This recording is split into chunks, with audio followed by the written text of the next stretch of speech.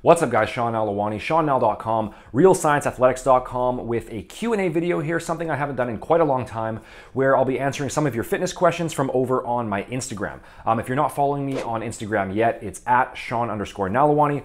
I post there pretty much every single day with a variety of different tips and updates that I think you'll find really useful. And if you do have any questions, you can go ahead and post them there, and I'll do my best to help out in a future Q&A video. So let's get into it. There are 10 questions here. I'll timestamp them in the description box. This Q&A will just be part 1, and I'll do a part 2 and hopefully a part 3 and so on in the coming weeks and months. All right, so question number 1. I've been hearing a lot lately about how a calorie surplus isn't actually necessary for building muscle as long as you're consuming enough protein. What are your thoughts on this? Can I eat at maintenance and still make gains? So I think the important distinction to make here is that just because you can gain muscle without eating a surplus doesn't necessarily mean that you can gain muscle optimally. So if you're a complete beginner or you're overweight or both, then you can definitely make decent muscle gains eating at maintenance or even in a deficit throughout the initial stages of your program. But if your primary goal is to fully maximize muscle growth with a focused bulking phase and you're within a healthy body fat range right now as is, so around the mid-teens or lower, then you need to be eating in a calorie surplus if you want to achieve the very best results. You'll make more significant size and strength gains, you'll recover more effectively in between workouts, and about 200 to 300 calories above maintenance per day is a good figure to shoot for. Next question. What do you consider to be the ideal weekly training split for someone whose primary goal is hypertrophy? So this is kind of a tricky question to answer because there isn't really one absolute best workout split across the board. It really depends on the individual based on their experience level, their goals, their genetics, their personal preferences, things like that. I'd say by far the most important thing beyond the exact training split that you use is just that your total weekly volume and frequency is landing within the right range for each individual muscle group. And I'd put that at somewhere between about 8 to 15 total working sets per week for large muscle groups and around 4 to 8 sets for smaller muscle groups. You'll hear differing volume recommendations depending on who you talk to, but that's a pretty solid range to aim for in most cases. And then when it comes to frequency, it could be anywhere between 1 to 3 times per week in terms of directly hitting each muscle. And I think the middle area of that range will be best in most cases. So about 1.5 to 2 times per week. Okay, as long as you're landing within those volume and frequency ranges, you're training within a couple reps of failure on the bulk of your sets, and you're achieving progressive overload over time, then the specific split that you use is definitely still a factor, but it's going to be less important overall. And as a basic default recommendation, and what I lay out in my body transformation blueprint program, is either a full body routine done 3 days per week, an upper lower split 3 to 4 days per week, or a legs push pull split 4 to 5 days per week. There are a lot of different ways that you can go about this, but it's pretty hard to go wrong with any one of those 3 approaches. All right, I'm 165 pounds at 5'10" and wanting to put on some mass. What's the best way to calculate my daily maintenance calories? Every calculator that I use seems to give me a different figure.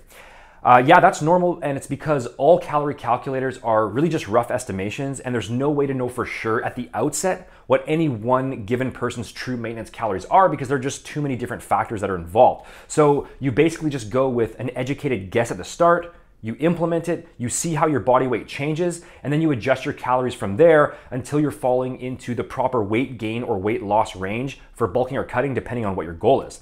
One really simple method that you can use for estimating maintenance calories, assuming that your weight has been relatively stable in the last few weeks, is to just manually add up all the calories that you normally eat over the course of a few days or a week, and then find the daily average and use that to start. If that's not practical, then you can use a preset calculator, and I'll list a few methods in the description box that you can choose from. Okay, question number 4.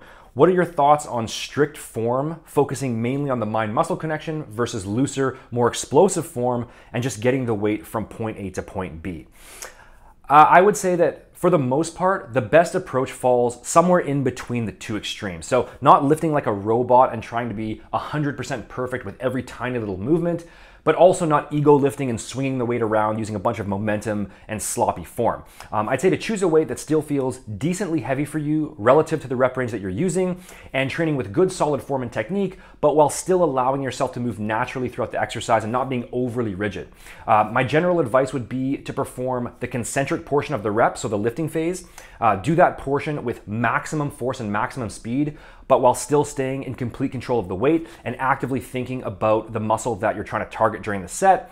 And then For the negative, lower the weight for anywhere from a 2 to 4 second count. You don't need to perform super slow negatives, but I do think there is some value in actively resisting the weight on the way down rather than just letting gravity do all the work. So going with a middle ground approach like this will still give you the muscle building benefits of using a reasonably heavy weight, but while also allowing you to fully activate the targeted muscle you're trying to train and also minimizing your risk for injury at the same time. Okay, next question, a supplementation one. Why doesn't your PureForm pre-workout contain beta-alanine? I thought beta-alanine was a standard ingredient in most pre-workouts. There's a couple reasons for this. So first off, beta-alanine is not actually a true pre-workout ingredient because it doesn't have any direct, immediate effects on performance when you take it right before training. So instead, beta-alanine is what you would consider a daily ingredient. So it's something that you take on a consistent basis, and that gradually builds up the levels of carnosine within your muscles. And then from there, the performance benefit is always going to be available anytime you go to train. So the specific timing really doesn't matter. And this same thing applies to creatine as well, even though most pre-workouts out there also contain creatine. Beta-alanine does give you that tingling sensation on your skin after you consume it, but this is just from nerve endings firing beneath your skin. And even though some people do enjoy the feeling, it doesn't actually give you any added performance benefit. And then aside from this, the effects of beta-alanine just aren't that impressive to begin with. So it's only going to benefit you and improve your strength during longer duration sets that last 60 seconds or more, which if you go ahead and time it out, that would be a pretty high rep set, probably a minimum of 15 reps up to about 30 reps per set, depending on how fast you're going. And even then, it's only gonna boost your performance by a few percent. So with PureForm, I wanted to create a true pre-workout with ingredients that give you an immediate boost in strength and focus right after you take them. And to just focus on a few core research-backed ingredients that give you the most bang for your buck, rather than watering it down with a huge list of ingredients that you don't even need to be paying for. We've been getting a lot of positive feedback on this formula, and you can check it out by clicking up here or by using the link in the description box if you're interested. Okay, next question. How to improve willpower? I sometimes have issues with skipping workouts or falling off track with my diet here and there, and I feel like I just need to be more disciplined sometimes. Yeah, I mean, the simple and obvious answer here is to just go ahead and do what needs to be done regardless of whether you feel like it or not. You're not always going to feel motivated. Sometimes you'll feel demotivated, but if you are always relying purely on motivation to get you through things, then ultimately you're going to fall off track in the long run. And a lot of the time, even if you don't feel like training or you don't feel like staying on course with your nutrition on a given day, but you just push forward and start taking right action anyway, a lot of the time, that little initial action will automatically cause your motivation levels to rise, and then the actual task itself becomes a lot easier once you get into it.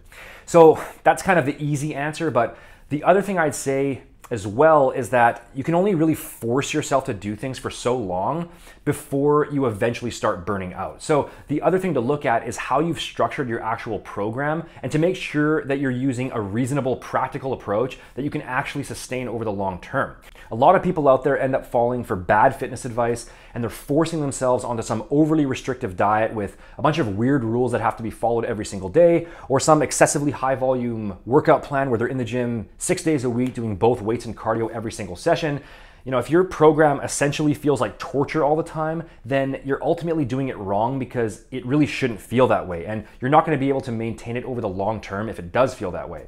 I'm not saying that things are going to be easy all the time, but it is perfectly possible to set up an effective training and an effective nutrition plan that gets you to where you want to go and that is enjoyable overall once you've settled into it, or at least that you feel fairly neutral toward. So a moderate calorie surplus or deficit, a good balanced diet that doesn't heavily restrict anything and that still includes some of your favorite treat foods in moderation, 3 to 4 weight training workouts per week for an hour or so, 2 to 3 cardio sessions mixed in. Fitness doesn't have to be an all-consuming process. And I've got tons of videos on this channel, content on my Instagram, articles on my blog that discuss how to do this properly. And one final point to keep in mind is that the longer you've been at this, the more and more routine it becomes. So if you're still a beginner, sometimes you just need to really buckle down and put in the initial work and trust that over time it's going to get easier and that it is going to become more automatic and a more ingrained habit that you don't have to think too much about. Okay, moving on. In your experience, has building a good physique helped when it comes to attracting women? There are actually a lot of different angles to this specific question, so I'll just try my best to sum it up. So I would say that all in all, yes, being in what would be considered impressive shape will improve your success with women in the overall scheme, but a lot of it does depend on the specific girl. Okay, the truth is that some women out there really don't care that much about how aesthetic your physique is, or they potentially don't care at all. And then on the other hand, there are other girls who are really into it and who are attracted to guys who train seriously and who are in really good physical shape. And usually those girls are also the ones who are really into fitness themselves. So it does depend on the person. And then also keep in mind that different women have different body type preferences too. So for example, if you have that really thick, muscular bodybuilder look, some will actually be turned off by it, whereas others will be really into it. And then if you have the lean aesthetic look, some will also be more or less into that specific look. So you can't please everybody, but I would say that, yeah, if you do have a physique that stands out in some way, then for the group of women who are specifically attracted to that look, it is gonna help out with them. And I only say help out because there are so many other factors that are involved in attraction, you know, facial features, personality, height, status, etc. So your physique is really just one factor, and all in all, I'd honestly say that it's probably one of the less important factors. It still counts, but it's just one small piece of the overall equation. The most important thing physique-wise is to just make sure that you're at a healthy body fat level. Okay, that's the most basic, most fundamental thing to take care of. If you're overweight and then you get yourself down into a leaner range, that is the one thing that's gonna have the biggest impact percentage-wise on improving your success with women on the physical side of things, because your facial attractiveness will improve and you'll just look fitter and be perceived as healthier in general. But bottom line, yes, work on all aspects of yourself. Your physique is one of those things, but don't expect to get jacked and then just have women falling all over you, because it really doesn't work that way in reality. Okay, next question. Pretty simple one. What's the best time of day to take protein powder? Keep in mind that protein powder is ultimately just a food product. It's convenient because of the powdered form that it's in and because it has a lot of protein packed into a small volume, but it doesn't have any special muscle building benefits beyond a chicken breast or a piece of fish. So you can just take it at any time of day when it's most convenient for you. It's entirely a matter of personal preference. Morning, pre-workout, post-workout, in the evening, whatever you want. And a lot of people have been asking me about it, and yes, Real Science Athletics will have a protein powder available down the line, but probably not until later this year or early next year. Question number 9, do you have any tips for improving vascularity? I noticed in your pictures you have very prominent veins, and I want to achieve a similar look. Honestly, a big component of vascularity really is genetic, and I've always just been a really veiny person in general, even as a young kid before I started lifting. You can definitely improve your vascularity, but I would say only up to a certain point. And really, it just comes down to building more muscle so that there's more tightness between the veins and the skin, lowering your body fat percentage down so that the veins are more visible, and also minimizing subcutaneous water retention, because that will make your veins show more clearly. And a few tips for that are increasing your water intake throughout the day so that your body flushes out the excess water retention that it's holding, keeping your sodium intake consistent, and also increasing your consumption of potassium-rich foods so that your sodium and potassium intake are roughly equal. Those things will all increase your vascularity to some extent, but again, a big part of it does just come down to genetics. Okay, and last question for today. I've been cutting for 12 weeks now, went from 190 pounds down to 172 at roughly 16% body fat. I want to lean down a bit further, but I've been stuck at this weight for almost 3 weeks and I can't seem to push through. Any ideas? Yeah, the answer here is pretty simple, and it's just that you're no longer in a calorie deficit. So keep in mind that the same calorie intake that gets you from, say, 22% body fat down to 16% is not going to be the same intake that gets you from 16% down to 12%.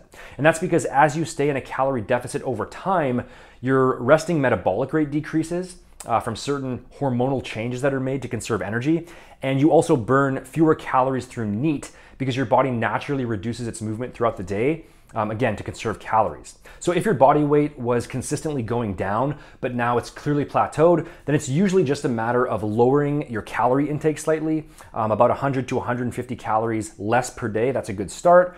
Or the other thing you can do is increase your activity level, either through regular traditional cardio or by just making a conscious effort to get more movement in throughout the day. For example, incorporating regular walks, that's one good option that can help out with this. Or the other thing you can do is a combination of both. So reducing your calorie intake slightly and then also increasing your activity level slightly. There are some situations where for some people who have been really aggressively dieting over a prolonged period, where actually increasing calories can be helpful in order to kind of reset things and re-elevate their metabolism before going back into a deficit. But those situations are pretty rare. And for most people, in most cases, where they're just doing a standard cutting phase and who are still within a healthy body fat range, it's really just a matter of eating a bit less and or moving a bit more in order to make sure that they're staying in a net deficit to promote further fat loss. And also keep in mind that fat loss does get more difficult the leaner you're trying to get. And once you get down to a body fat percentage around the mid-teens for men and the mid-20s or so for women, getting those last few percent off to reach that lower range does require more discipline, and it does require stricter tracking overall. So there you have it, guys. 10 of your questions answered. Thanks for watching the video. If you did find this Q&A helpful and you enjoy this straight ahead, no nonsense approach to fitness, and you want to learn the exact step-by-step methods that I recommend using in order to build muscle and lose fat as efficiently as possible, then make sure to take my physique quiz over at quiz.seannowell.com, because that'll get you started on the proper training and the proper nutrition plan that you need based on your individual goals, body type, and experience level. You can click up here to get started with that, or use the link in the description box below. When it comes to proper supplementation, you can also visit realscienceathletics.com to check out my no BS science-based formulas that I personally created to help improve the convenience of your program and fully optimize your overall results. Link is also in the description. And as always, make sure to hit that like button, leave a comment down below, and subscribe if you haven't already in order to stay up to date on future videos. Thanks for watching, guys, and I'll see you in the next one.